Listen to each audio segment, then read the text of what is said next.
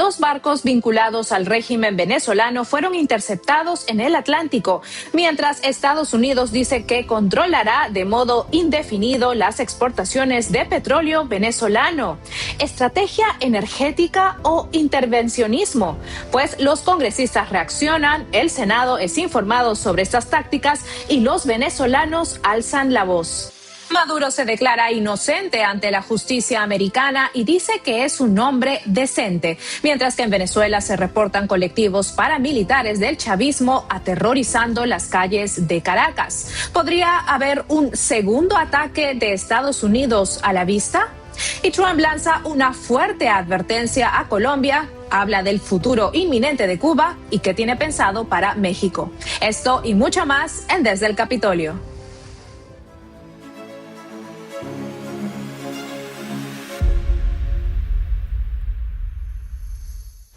Bienvenidos a Desde el Capitolio, soy Pachi Valencia. El ex líder venezolano Nicolás Maduro se declaró hoy día inocente ante el Tribunal Federal de Manhattan. Cuando el juez Alvin Hellerstein le preguntó cuál era su declaración, Maduro respondió textualmente: soy inocente, no soy culpable, soy un hombre decente, soy el presidente de mi país. Luego, cuando a Maduro se le volvió a preguntar por esta declaración, dijo que era inocente y que no es culpable de nada de lo que se le menciona aquí, refiriéndose precisamente a los cargos que se le han imputado.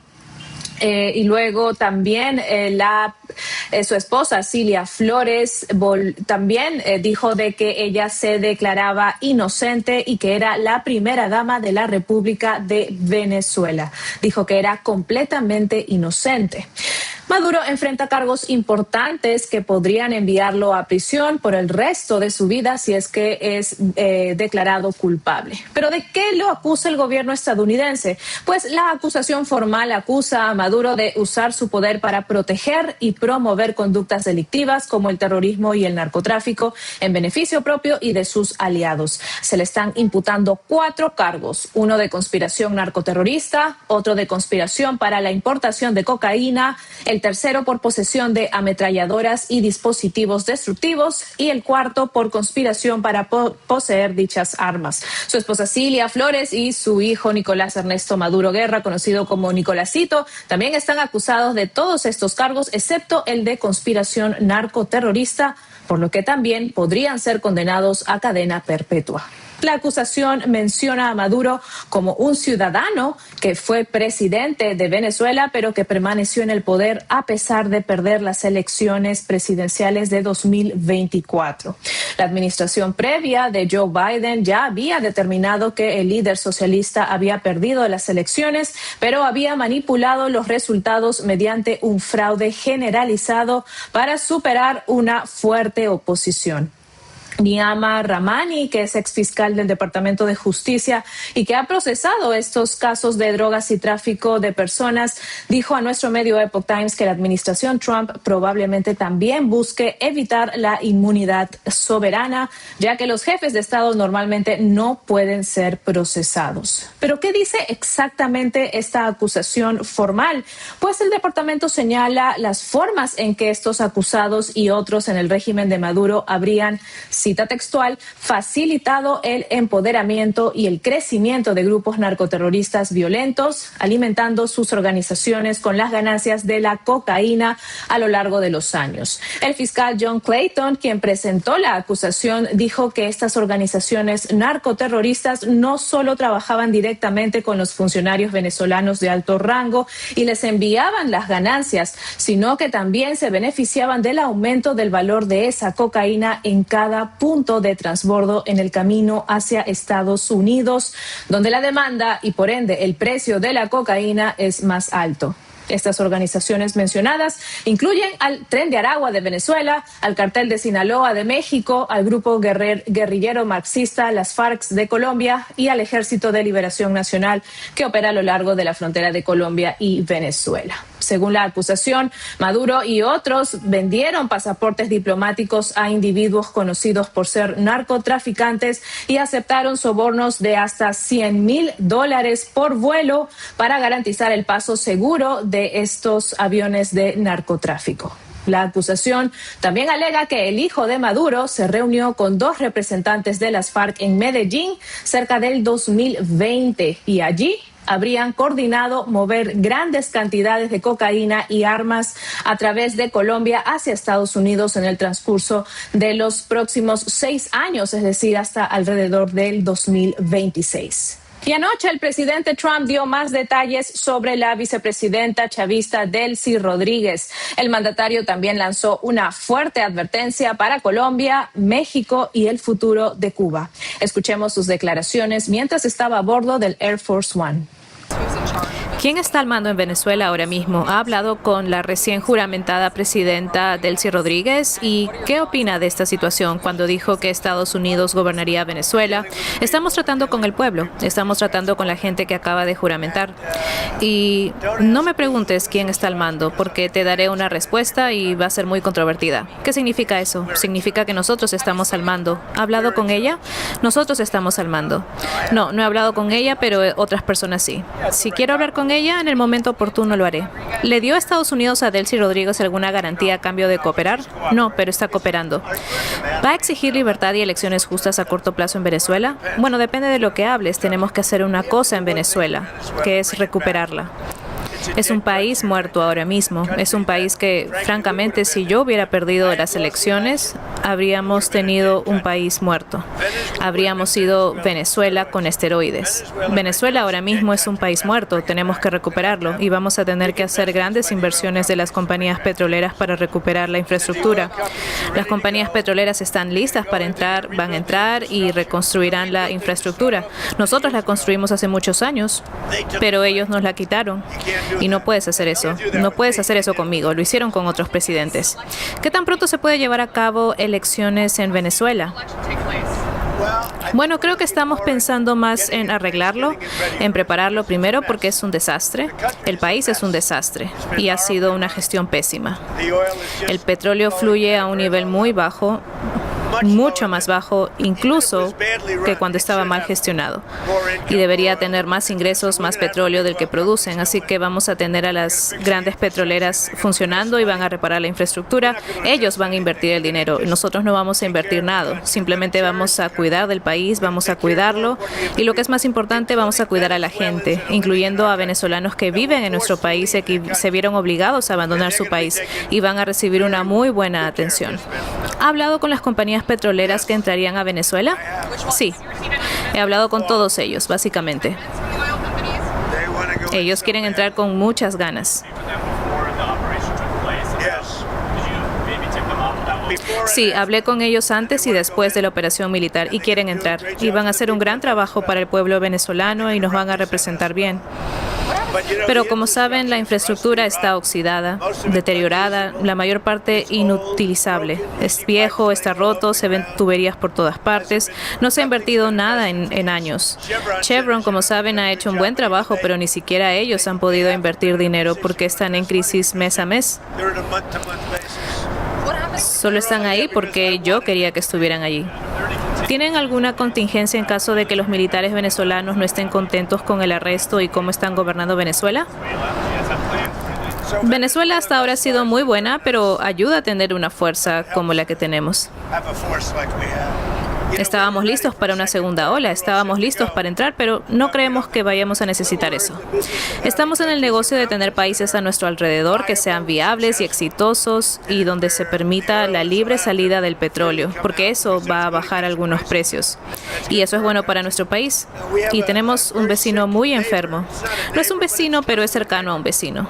Y esa es Venezuela, que está muy enferma. Colombia también está muy enferma, gobernada por un hombre enfermo al que le gusta producir cocaína y vendérsela a Estados Unidos, y déjenme decirles, no va a seguir haciéndolo por mucho tiempo. ¿Qué significa eso? No va a seguir haciéndolo por mucho tiempo. Tiene fábricas de cocaína y no va a seguir haciéndolo. Así que habrá una operación de Estados Unidos ante eso. A mí me suena bien. ¿Y saben por qué? Porque mata a mucha gente. El secretario Rubio mencionó a Cuba ayer en su discurso. ¿Tiene Estados Unidos un plan para Cuba? Cuba siempre sobrevivió gracias a Venezuela. Ahora ya no van a recibir ese dinero, ya no tendrán ingresos. Y saben que muchos cubanos ayer fueron asesinados, ¿lo saben? Muchos cubanos, los guardaespaldas, no sé cuántos hubo, pero hubo muchos, mucha muerte en el otro lado. No hubo muerte en nuestro lado, pero hubo mucha muerte en el otro lado, desafortunadamente. Pero muchos cubanos fueron asesinados ayer tratando de proteger a Maduro. Las drogas por mar han bajado un 97%. Piensen en eso. Y ahora vamos a detenerlas por tierra también. Por tierra es fácil. Tuvimos que hacerlo por mar antes que por tierra porque simplemente funciona así. Y por cierto, se tiene que hacer algo con México. México tiene que ponerse las pilas porque están llegando las drogas por México. Y vamos a tener que hacer algo. Nos encantaría que México lo haga. Tienen la capacidad para hacerlo, pero desafortunadamente los carteles son muy fuertes en México. Recuerdo que una vez hablando de México le pregunté por Claudia Sheinbaum y me dijo que en un momento le había ofrecido enviar tropas para combatir el narcotráfico. Me cae bien Claudia, creo que es una persona estupenda y yo diría que cada vez que he hablado con ella le he ofrecido enviar tropas. ¿Y simplemente ella no está dispuesta? Ella está preocupada, tiene un poco de miedo. Los cárteles controlan México. Te guste o no, los cárteles controlan México.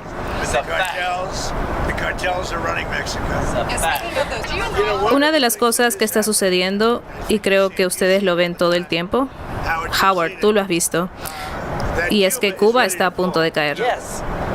Cuba parece estar a punto de caer. No sé realmente cómo van a resistir, pero Cuba ahora no tiene ingresos. Recibían todos sus ingresos de Venezuela, del petróleo venezolano, y no están recibiendo ahora nada. Cuba literalmente está a punto de caer y hay muchos cubanoamericanos que van a estar muy contentos con esto. ¿Está considerando medidas en Cuba? No, creo que ellos simplemente van a caer. No creo que necesitemos ninguna acción. Parece que se está hundiendo. Se está hundiendo y van a estar fuera de combate. ¿Alguna vez has visto una pelea? Están fuera de combate y Cuba parece que se está hundiendo. ¿Qué opinas, Howard? Se están hundiendo. Ellos han vivido de Venezuela. La economía era toda venezolana. Por eso dijimos que la fuerza protectora de Maduro eran cubanos. Eran los guardaespaldas cubanos, así que ellos le pagaban a Cuba. Gente que vino a nuestro país, que se vieron obligados a venir a nuestro país porque no querían, eran de Cuba.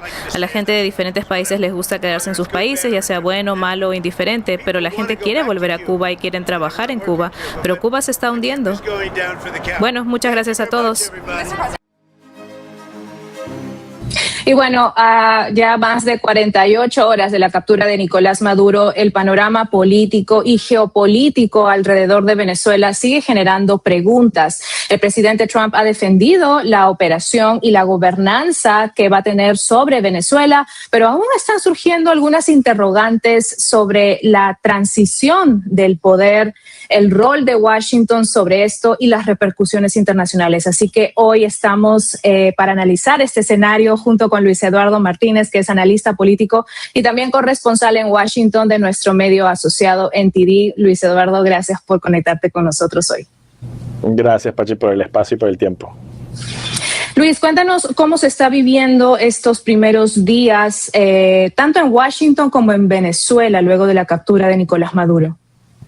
Bueno, en Venezuela las primeras 48 horas con bastante calma, la población venezolana y sobre todo en Caracas permaneció en sus hogares en los momentos inmediatos luego de la redada de la operación Absolute Resolve, también con algunas celebraciones en las calles, y hoy ya estamos viendo un poquito de lo que se temía en Venezuela cuando llegase el momento de un cambio de poder o la salida de Nicolás Maduro del poder, y son los colectivos armados que tanto se han comentado que existen en Venezuela. Esto no son solo las milicias armadas por el régimen, sino grupos criminales prácticamente que patrullan distintas barriadas en Caracas. Ya hay imágenes en redes sociales de personas encapuchadas con ametralladoras en distintos puntos de la ciudad, deteniendo a las personas.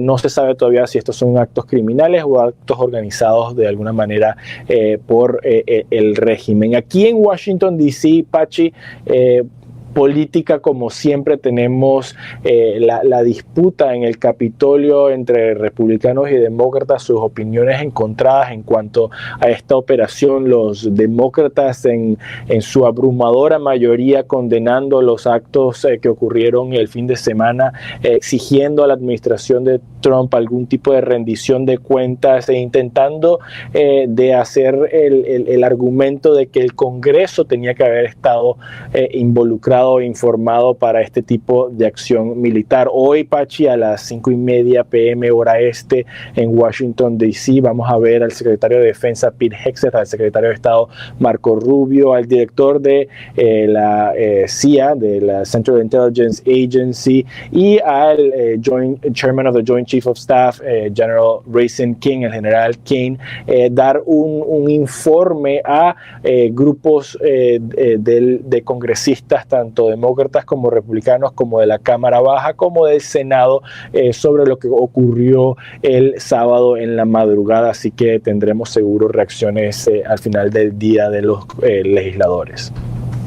Así es, hay mucho que ir desagregando del día de hoy. Va a ser un día muy, muy ocupado en Washington, D.C., pero ahora quiero abarcar la primera parte que nos has estado contando sobre lo que ha venido sucediendo últimamente en Venezuela con estos grupos que han salido a las calles a apoyar la captura de Maduro, porque definitivamente las declaraciones del presidente Trump en su primera conferencia de prensa del sábado por la tarde, cuando habló de Delcy Rodríguez, sorprendió a muchos porque varios grupos esperaban que fuera un apoyo total a María Corina Machado. Ahora el secretario Marco Rubio ha estado todo este fin de semana dando entrevistas a diferentes medios, dando detalles del por qué se eligió a Delcy Rodríguez por sobre Corina Machado. Y quería preguntarte tu análisis sobre este plan, estratégico de la administración Trump en cuanto a elegir a Delcy Rodríguez, a la cúpula chavista, por sobre María Corina Machado. Claro, Pachi, hay algo muy importante que hay que entender, que si bien Nicolás Maduro, el dictador de Venezuela, fue capturado, su captura no significa que el país ahora de repente se transforme en una democracia inmediata porque el dictador no está ahí.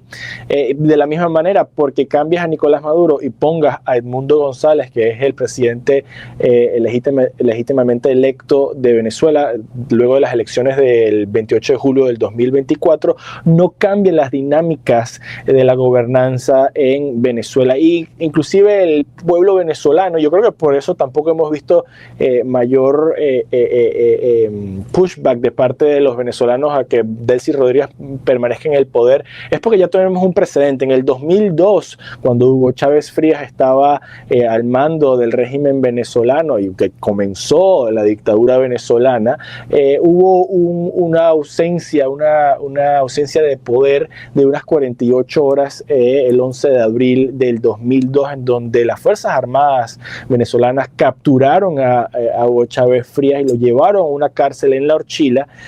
¿Y qué fue lo que pasó? La oposición en esas 48 horas puso a un presidente, lo juramentó sin unas elecciones nuevas, empezó a decretar cambios en el gobierno, y las Fuerzas Armadas se asustaron pensando, ok, vinieron estas nuevas personas al gobierno y capaz vamos a terminar nosotros también presos por haber apoyado en algún momento o no a Hugo Chávez Frías. Yo creo que ese es el precedente que tiene no solo la administración de Donald Trump, sino el pueblo venezolano, de que esta transición es mucho más compleja.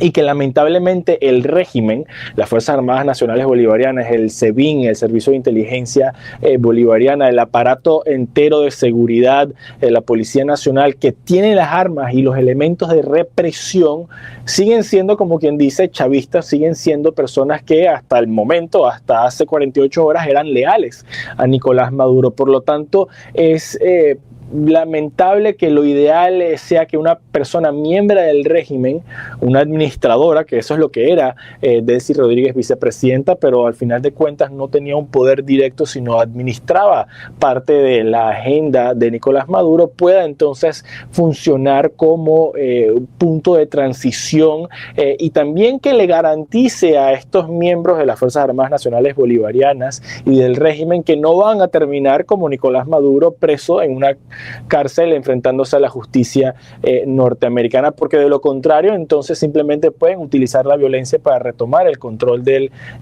país. Y por lo tanto, por eso es que es importante que Donald Trump haya dicho que estaban preparados para un segundo ataque, y por lo tanto es importante saber que un tercio de la Fuerza Naval de los Estados Unidos permanece a 12 millas náuticas de las costas venezolanas para garantizar de una manera u otra de que si ocurre algún tipo de sublevamiento militar para tomar control y continuar el autoritarismo en Venezuela, sea detenido por esta fuerza militar.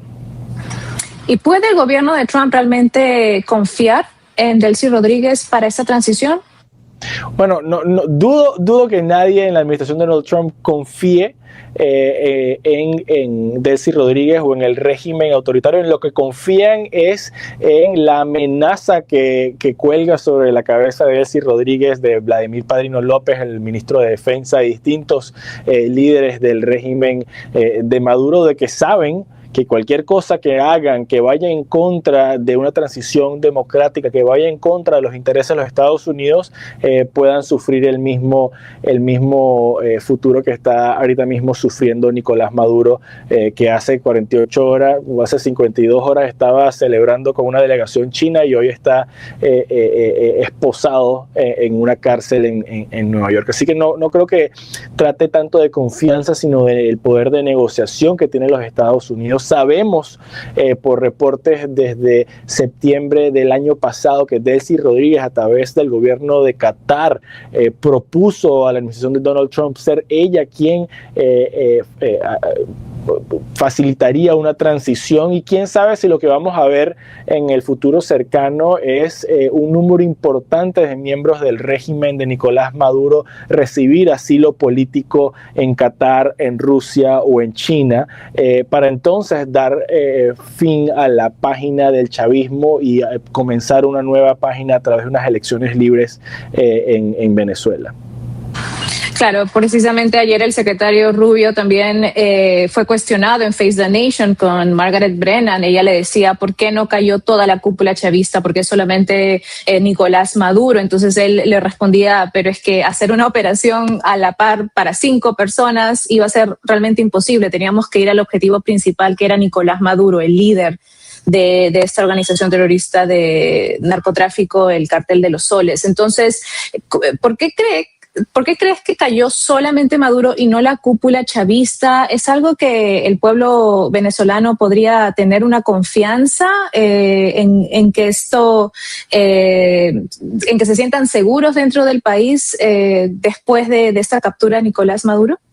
Bueno, por eso yo creo que el mensaje de Donald Trump el sábado, inmediatamente después de la operación, que para la audiencia norteamericana pudo haber sido muy burdo decir, vamos a controlar Venezuela, estamos listos para un segundo ataque, nuestras compañías van a entrar y retomar el control del petróleo, podrá haber sonado muy burdo para la audiencia norteamericana, pero la audiencia venezolana lo que escuchó era todo lo que tenía que escuchar, y es, hay una garantía de seguridad de parte de los Estados Unidos, así que lo más probable es que no ocurran nuevas olas de represión, ya que ahí está la fuerza militar en las costas venezolanas, a la merced, a las órdenes de Donald Trump para tomar una nueva operación militar. También el pueblo venezolano escuchó que viene una inversión económica importante, que a final de cuentas, después de 27 años de dictadura, después de 27 años de la oposición venezolana de fracasar en retomar el control político del país y de vender democracia cada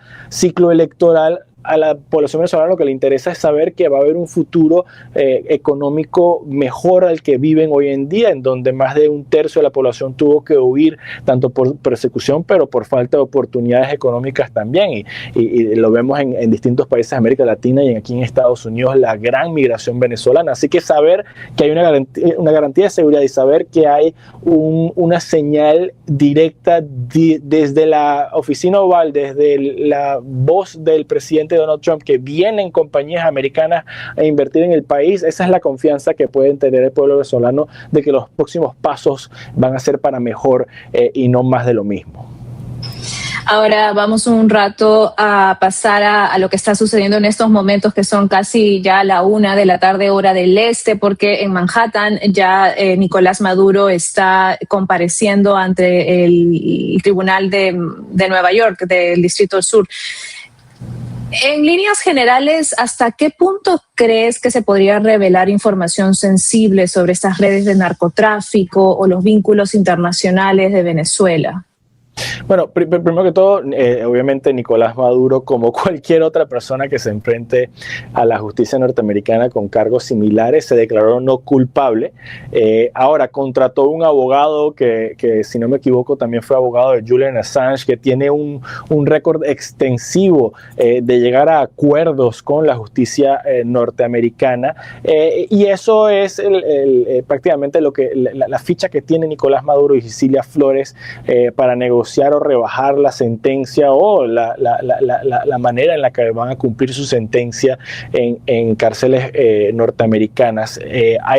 Inmediatamente diría que una de las cosas que más le interesa al gobierno de los Estados Unidos en cuanto a información que pueda dar Nicolás Maduro o pueda dar Delcy Rodríguez también como baraja de negociación con el gobierno norteamericano son los más de 2.500 a 5.000 integrantes de Hezbollah que recibieron pasaportes venezolanos y están viajando y operando libremente en América Latina. Por supuesto, lo mismo va para los agentes chinos, cubanos y rusos que sabemos que operan en Venezuela con una nacionalidad falsa venezolana que le haya otorgado el régimen de Nicolás Maduro y anteriormente el régimen de Hugo Chávez Frías. Todas estas cosas que hasta hace poco parecían ser eslóganes de la derecha, eslóganes de los conservadores, eslóganes de aquellos a favor de una intervención militar en Venezuela por parte de los Estados Unidos, hoy sabemos, Pachi, que es una realidad, tanto que el gobierno cubano ha tenido que salir a admitir que 32 de sus agentes de seguridad fueron abatidos en la redada porque eran el círculo cero, eran el círculo inmediato que custodiaba al régimen de Nicolás Maduro. Así que lo que ayer eran especulaciones o reportes de inteligencias no oficiales, hoy sabemos que es una realidad, y es que a través del régimen de Nicolás Maduro, agentes extranjeros enemigos a los Estados Unidos estaban operando en Venezuela y por lo tanto también con ese pasaporte libremente por toda Sudamérica. Así es, y también ayer por la noche escuchamos al presidente Trump hablar sobre Colombia, sobre Cuba y sobre México. ¿Cuál es tu análisis sobre esto? ¿Cuál sería el futuro? ¿Qué tipo de decisiones o cambios crees que puedan venir a un corto o mediano plazo? Bueno, en el caso de Colombia, sabemos que lo más probable es que la izquierda en Colombia salga del poder a finales del 2026 con las elecciones presidenciales. Así que Petro lo que tiene son pocos meses y la amenaza directa por parte de Donald Trump de una operación para capturar a Petro, yo creo que es más también una señal política al que ahora es presidente de Colombia de que juega tus cartas bien ahora, antes de que termines ante la justicia colombiana o norteamericana cuando salgas del poder.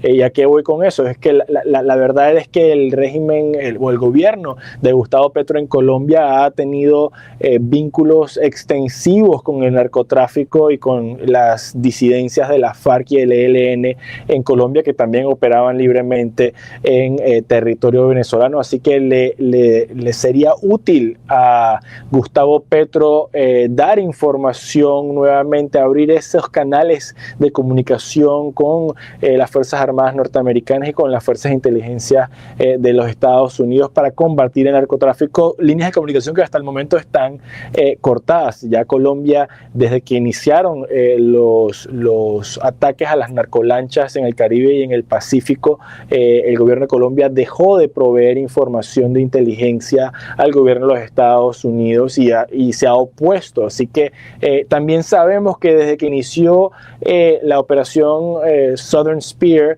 en el Caribe, elementos del ELN, las cabecillas de la ELN y las disidencias de las FARC que se habían mudado a territorio venezolano porque tenían la garantía de seguridad de parte del régimen de Nicolás Maduro, han vuelto a territorio colombiano para evitar ser capturados entonces por una operación militar norteamericana. Así que están nuevamente, como quien dice, al alcance del gobierno de Gustavo Petro, que con esta amenaza pudiese más bien entonces tomarla como una oportunidad para estar nuevamente del lado bueno de los Estados Unidos, una relación militar histórica que hasta hace poco era la más importante de Estados Unidos con un país en la región.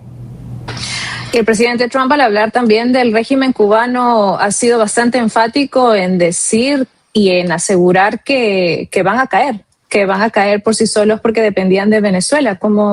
¿Cuál es su análisis? Correcto. Desde que llegó Hugo Chávez Frías al poder en Venezuela, Cuba ha estado recibiendo combustible. Gente llama a veces combustible subsidiado. En verdad era combustible gratis porque lo que recibía a cambio de Venezuela eran, entre comillas, médicos cubanos que al final lo que terminaban siendo eran agentes de inteligencia cubana disfrazados bajo temas de ayuda humanitaria y ayuda en temas de salud. Así que por los últimos 26, 27 años Cuba ha estado recibiendo combustible que se traduce en energía, en electricidad, en la operabilidad de su industria de manera gratis.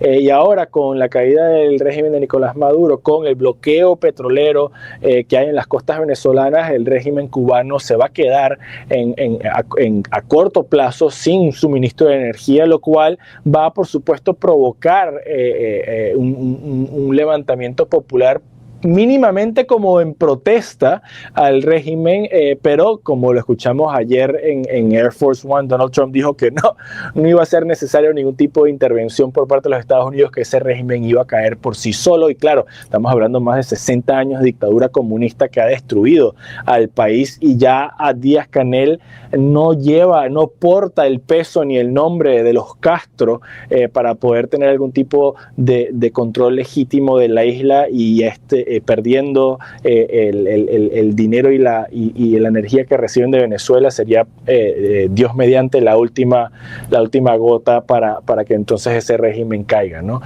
No me sorprendería si hay operaciones de información por parte de la inteligencia norteamericana para provocar, para empujar, para ayudar a algún tipo de levantamiento popular en la isla de Cuba.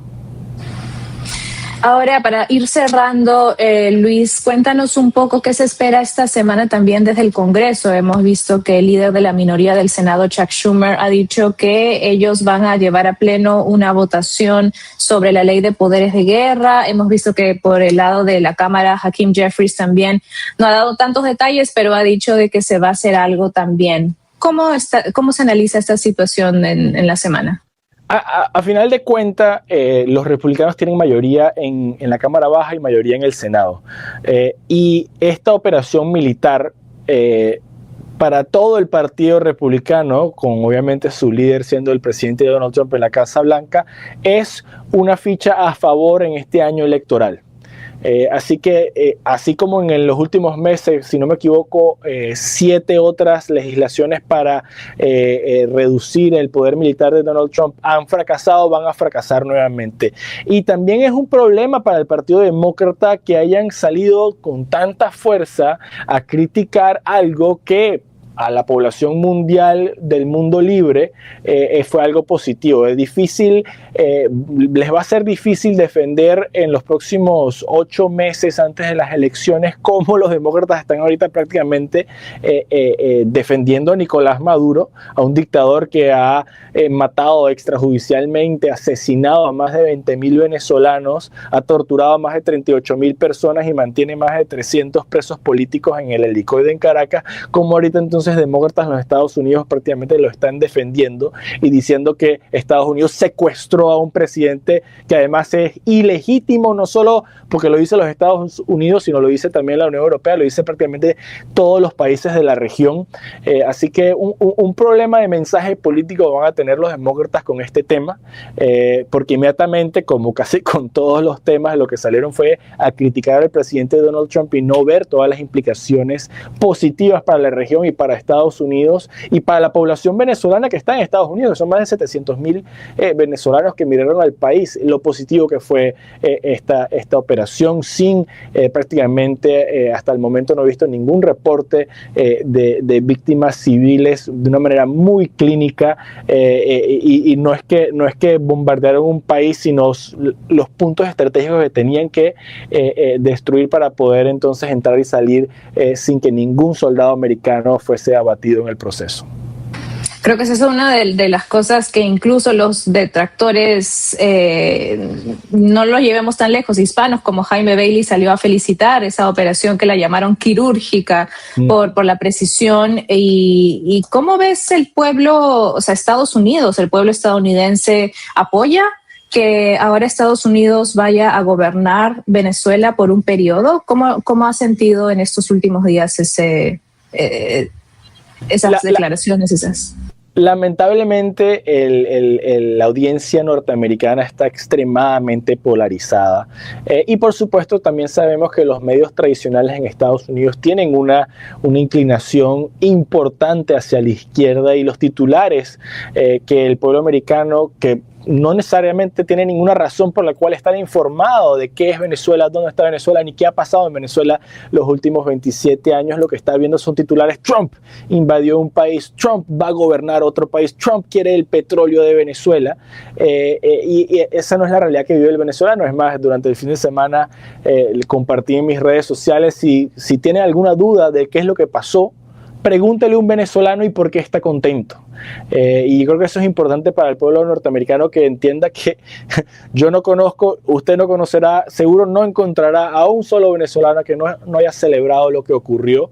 Ningún venezolano desea que su país sea intervenido militarmente por una potencia extranjera, ni desea que caigan bombas en la ciudad capital. Lo que sí desea es la libertad, lo que sí desea es el fin de una dictadura, que puedan ejercer su profesión. Personalmente, yo no he visto a mi familia por 13 años porque no puedo regresar a mi país, y lo primero que pensé fue: wow, Navidades 2026 capaz las paso en mi casa después de tanto tiempo. Así que el pueblo norteamericano está todavía metido en el ciclo político nacional, y eso es evidente porque estarían pensando en otros países. Pero lo importante de la operación fue lo quirúrgico que fue, y lo mismo que pasó con la operación Midnight Hammer en Irán. Yo creo que la administración de Donald Trump ha sentado un nuevo precedente del rol de las Fuerzas Armadas norteamericanas a nivel mundial, en donde no hay un precio a pagar por parte del soldado americano. Lo que hay es una ganancia para la población en general.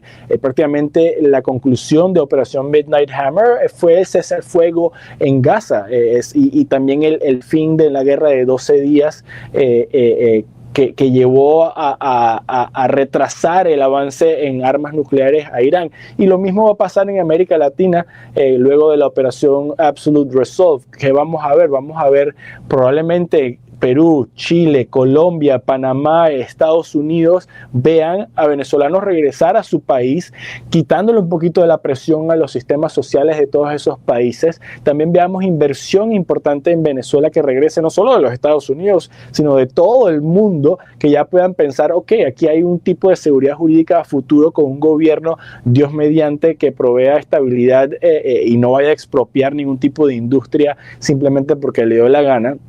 Y todo esto va a ser positivo para la población norteamericana. Así que si usted es un americano, está en los Estados Unidos y tiene algún tipo de duda de qué es lo que está pasando, por qué Trump hizo, le digo lo que puse en mis redes sociales durante el fin de semana, pregúntele a un venezolano.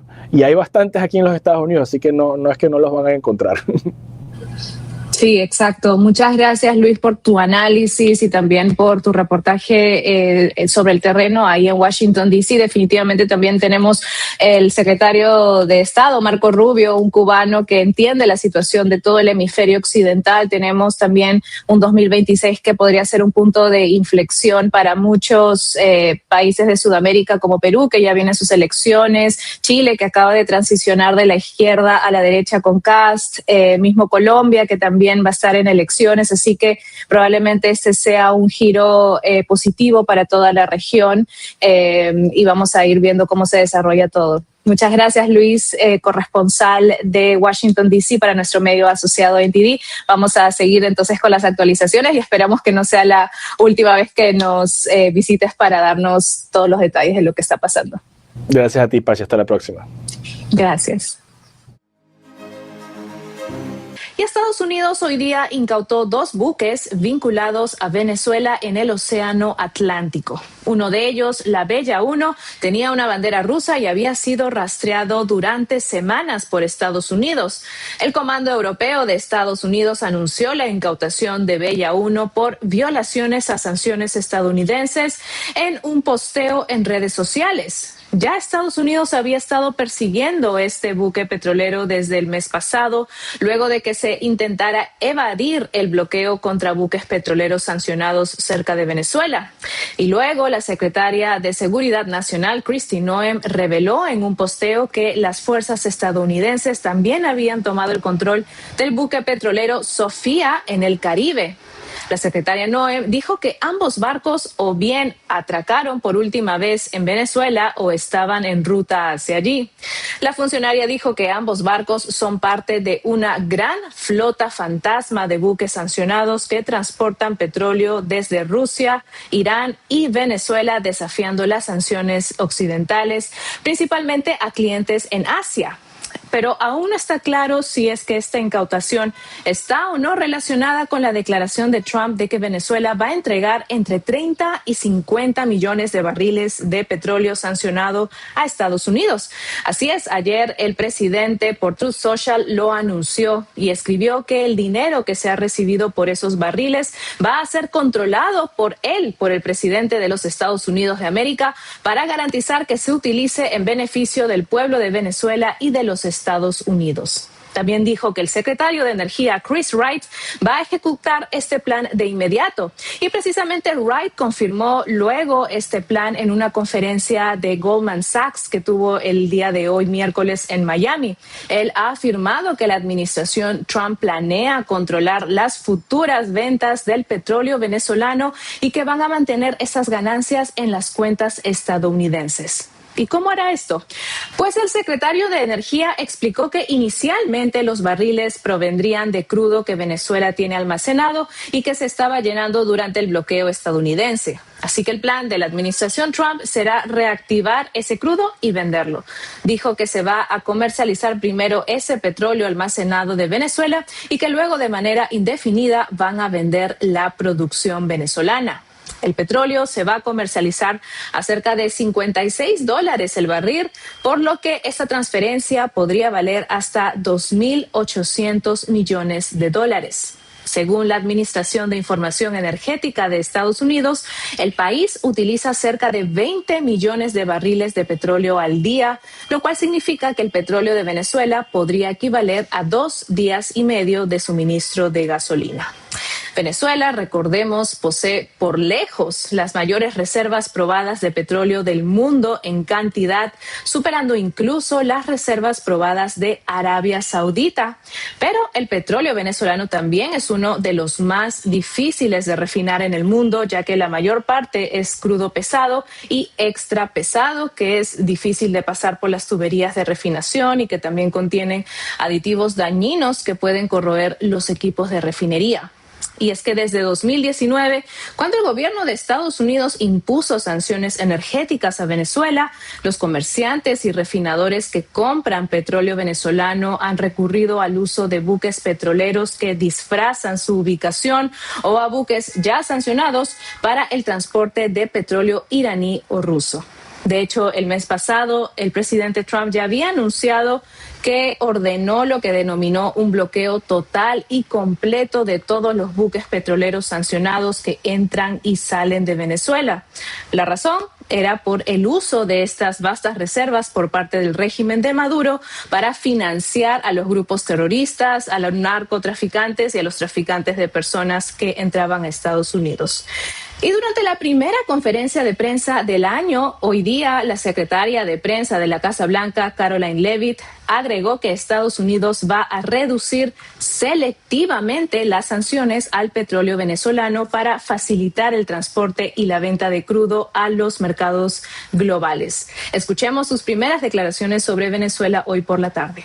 Con respecto a Venezuela, la administración Trump, encabezada por el secretario Rubio, el vicepresidente y todo el equipo de seguridad nacional del presidente, está en estrecha correspondencia con las autoridades interinas de Venezuela. Obviamente tenemos la máxima influencia sobre las autoridades interinas en Venezuela en este momento y el presidente ha dejado muy claro que este es un país dentro del hemisferio occidental cercano a Estados Unidos, que ya no va a enviar drogas ilegales a Estados Unidos.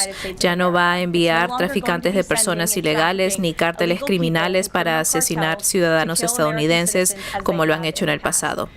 Y el presidente está desplegando plenamente su agenda de política exterior de paz mediante la fuerza. Por lo tanto, seguimos en estrecha coordinación con las autoridades interinas y sus decisiones seguirán siendo dictadas por Estados Unidos de América. Bueno, como vieron, el presidente anunció anoche que se trataba de un acuerdo. Fue un acuerdo alcanzado por el presidente y su equipo con las autoridades interinas venezolanas. Esto va a beneficiar tanto al pueblo estadounidense como al venezolano. El secretario Wright y el Departamento de Energía están trabajando con las autoridades interinas y con la industria petrolera privada para concretar este histórico acuerdo energético que no solo beneficia a Estados Unidos, sino que también va a revitalizar la prosperidad y la seguridad tanto de Estados Unidos como de Venezuela. Este era el petróleo sancionado que básicamente se encontraba en barriles y barcos debido a la cuarentena efectiva de Estados Unidos. Las autoridades interinas han acordado liberar ese petróleo a Estados Unidos, por lo tanto va a llegar a nuestro país muy pronto. El gobierno de Estados Unidos ya ha comenzado a comercializar el crudo venezolano y el mercado global para beneficio de Estados Unidos, contratando a las principales comercializadoras de materias primas del mundo y a bancos clave para ejecutar y brindar apoyo financiero a estas ventas de crudo y productos derivados. Todos esos ingresos de la venta de crudo y productos derivados venezolanos se van a depositar primero en cuentas controladas por Estados Unidos en bancos de renombre mundial para garantizar la legitimidad e integridad de la distribución final de los ingresos, y esos fondos se van a distribuir en beneficio del pueblo estadounidense y del pueblo venezolano a discreción del gobierno de Estados Unidos.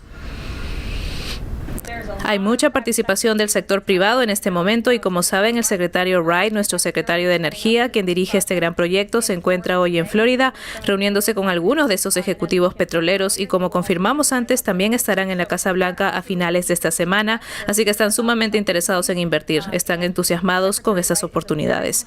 El secretario Wright es un experto en petróleo y energía y es el hombre ideal para este puesto.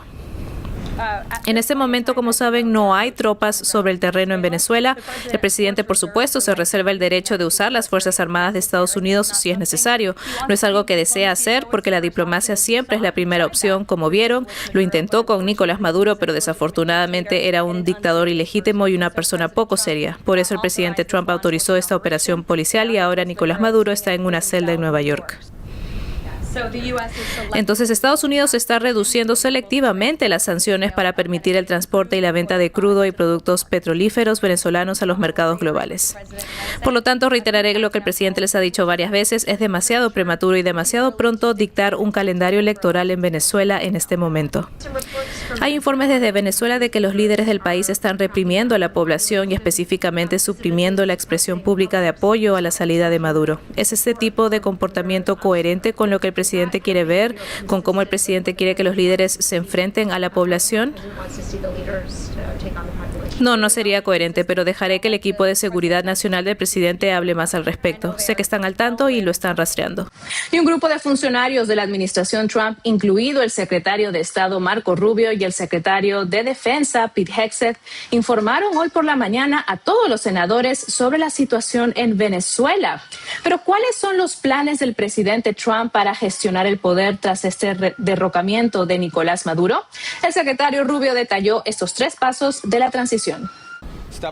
El primer paso es estabilizar el país. No queremos que caiga en el caos. Parte de esa estabilización y la razón por la que entendemos y creemos que tenemos la mayor influencia posible es nuestra cuarentena. Como han visto hoy, 2 barcos más fueron incautados y estamos en medio de la situación y de hecho a punto de cerrar un acuerdo para tomar todo el petróleo. Tienen petróleo atascado en Venezuela y no pueden moverlo debido a nuestra cuarentena y a las sanciones. Así que vamos a tomar entre 30 y 50 millones de barriles de petróleo y lo vamos a vender al mercado a precios de mercado, no con los descuentos que Venezuela recibía. Y ese dinero se manejará de tal manera que controlaremos su distribución para beneficiar al pueblo venezolano y no a la corrupción ni al régimen. Así que tenemos mucha influencia para avanzar en la estabilización. La segunda fase será lo que llamamos recuperación y consiste en garantizar que las empresas estadounidenses, occidentales y de otras partes tengan acceso a Venezuela, un mercado justo. Al mismo tiempo, se debe comenzar a impulsar el proceso de reconciliación a nivel nacional en Venezuela para que las fuerzas de la oposición puedan ser amnistiadas y liberadas de las cárceles o repatriadas al país y comenzar a reconstruir la sociedad civil. Y luego la tercera fase, por supuesto, será de transición. El pueblo de Venezuela se está despertando con el mismo régimen. ¿Le preocupa eso? Bueno, en primer lugar, lo fundamental es que ahora existe un proceso en marcha que nos permite un gran control e influencia sobre lo que ellos hacen y pueden hacer esas autoridades interinas. Pero obviamente este será un proceso de transición. Al final dependerá del pueblo venezolano transformar su país y estamos preparados en las condiciones adecuadas utilizando la influencia que tenemos, lo que incluye el hecho de que ellos no pueden mover petróleo a menos que nosotros se los permitamos. Y repito, no voy a darles un plazo. Queríamos actuar lo antes posible, pero no esperábamos y escuchen, han pasado 3 o 4 días desde que ocurrió, así que entiendo que en este ciclo social en el que vivimos, todos quieren resultados inmediatos, quieren que suceda de la noche a la mañana, pero eso no va a funcionar así. Pero ya estamos viendo avances en este nuevo acuerdo anunciado y con otros acuerdos que vendrán. Ya están viendo cómo la influencia de Estados Unidos sobre esas autoridades provisionales comenzará a generar resultados positivos. Esta reunión informativa tuvo reacciones divididas porque los republicanos celebraron la operación militar en Venezuela, mientras que los demócratas criticaron la toma del petróleo. Esto fue lo que dijo el senador republicano Rick Scott luego de la sesión. Acabo de recibir una sesión informativa clasificada sobre lo que ha estado sucediendo en Venezuela. Nuestro ejército fue espectacular.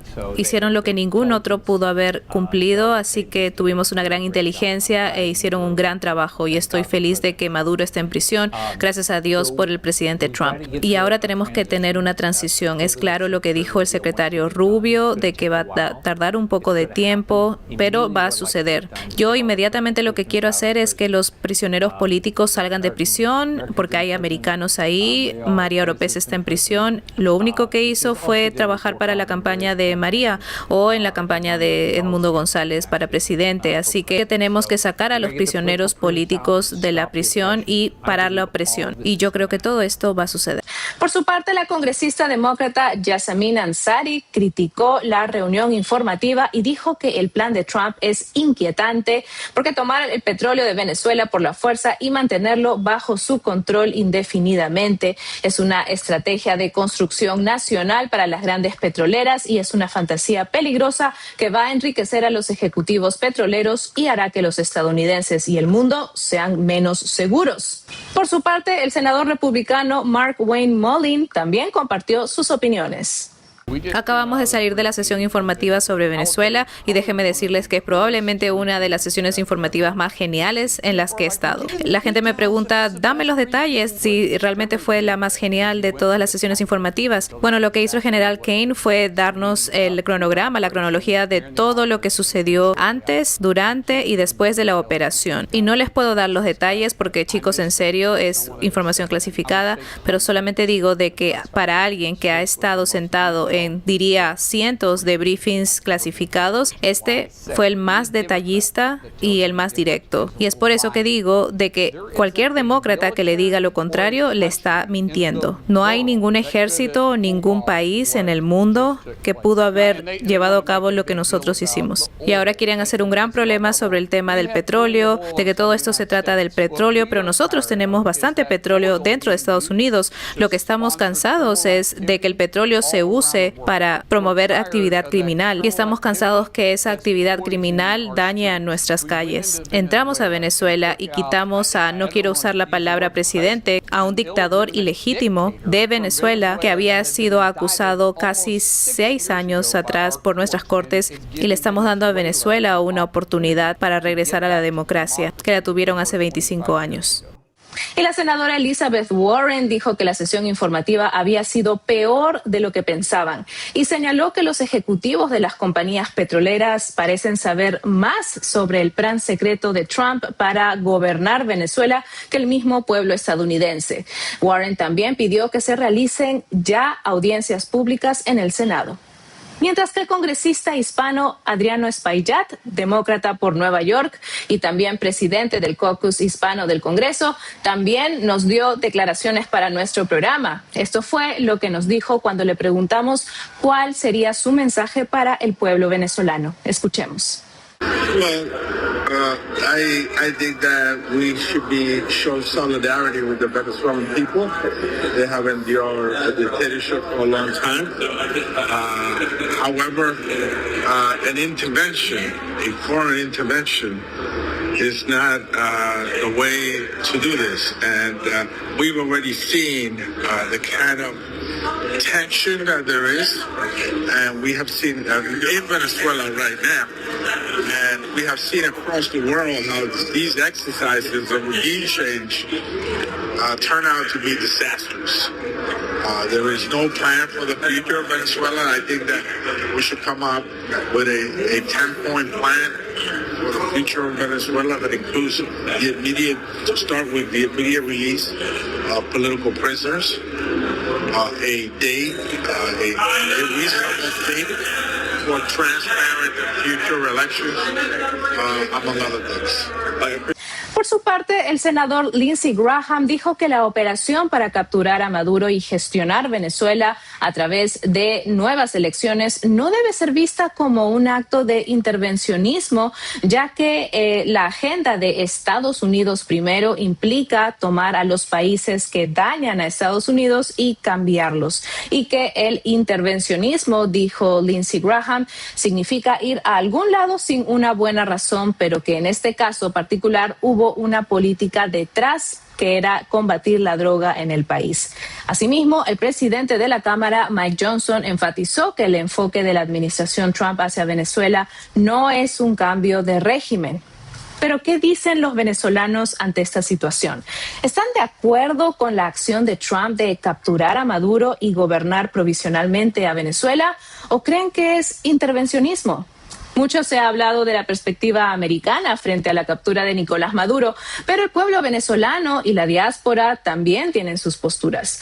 Jorge Galicia, Carinés Moncada y Gustavo Garagorri son algunos de los venezolanos estadounidenses que compartieron con nuestro medio sus relatos de primera mano sobre la persecución política y la vida bajo el socialismo en Venezuela. Escuchemos. Salí de Venezuela hace unos 7 años porque sufrí persecución política. Bueno, en 2017 estuve muy involucrado en las manifestaciones que se estaban llevando a cabo en Venezuela y debido a eso, yo y otros amigos fuimos atacados. Tengo un muy buen amigo que fue encarcelado por el régimen de Maduro en plena noche. Irrumpieron en su casa, algo similar a lo que le pasó a Maduro hace un par de noches. Una coincidencia curiosa. Y cuando eso sucedió, tuve que escapar y desaparecer, porque sabía con certeza que también estaban tras mis pasos.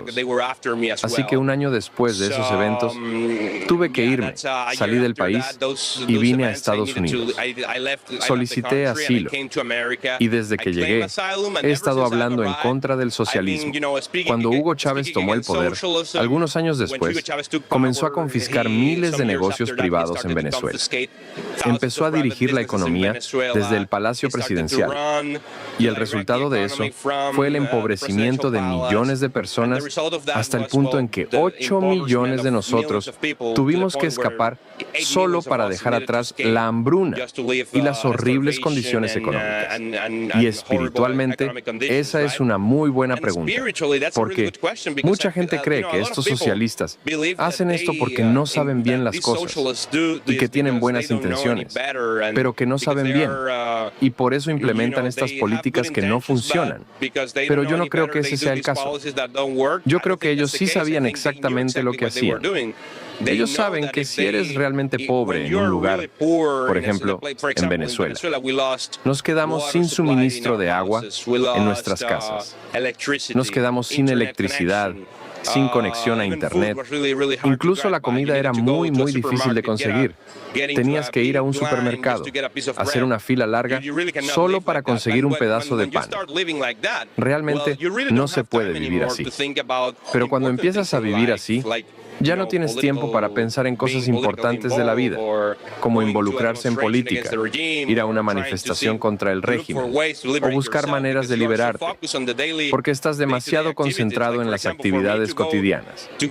Por ejemplo, para yo poder duchar, primero tenía que ir a un lugar en Caracas, llenar un bidón grande de agua, hacer una fila larga y luego volver a casa a calentar el agua. Es decir, es todo un proceso. Así que te anulan como persona, te quitan tu individualidad. Y creo que así es como te controlan, porque lo poco que queda, por ejemplo, si necesitas una medicina o algo, para que te lo den, tienes que afiliarte al partido gobernante. Necesitas una tarjeta de afiliación.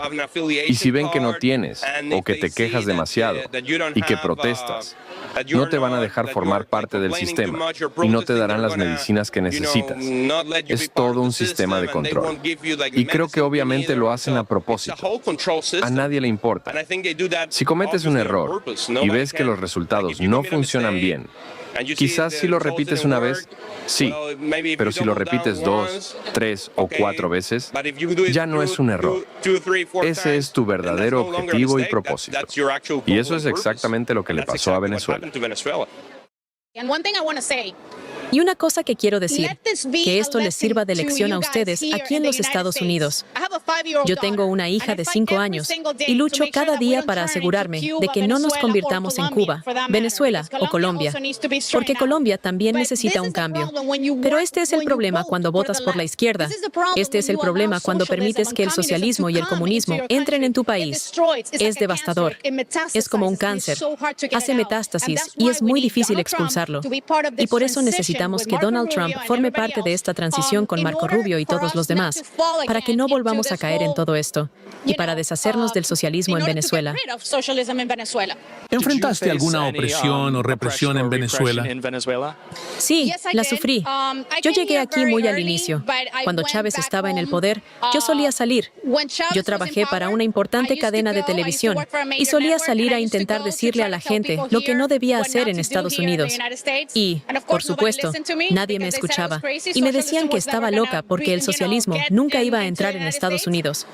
Y sí, en ese momento, cuando Chávez estaba en el poder, me seguían a los hoteles. Era el chavismo.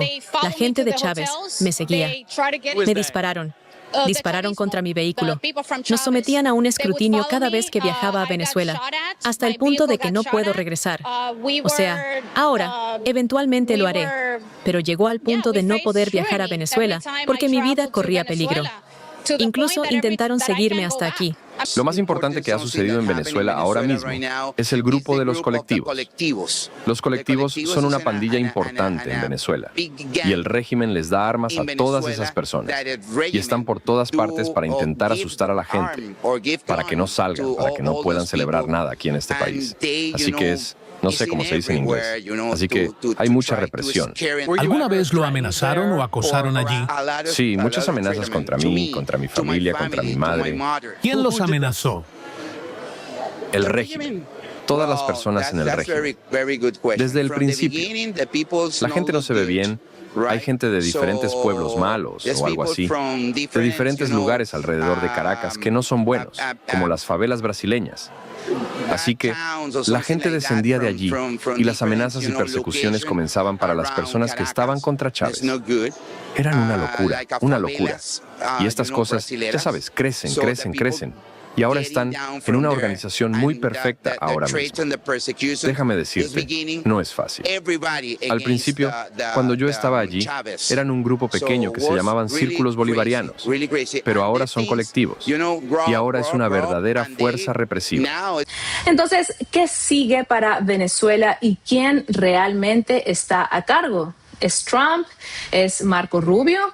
Pues un alto funcionario de la Casa Blanca dijo a nuestro medio Epoch Times que será todo el equipo nacional de seguridad nacional de Trump en lugar de una sola persona quienes continúen manejando esta política hacia Venezuela por ahora.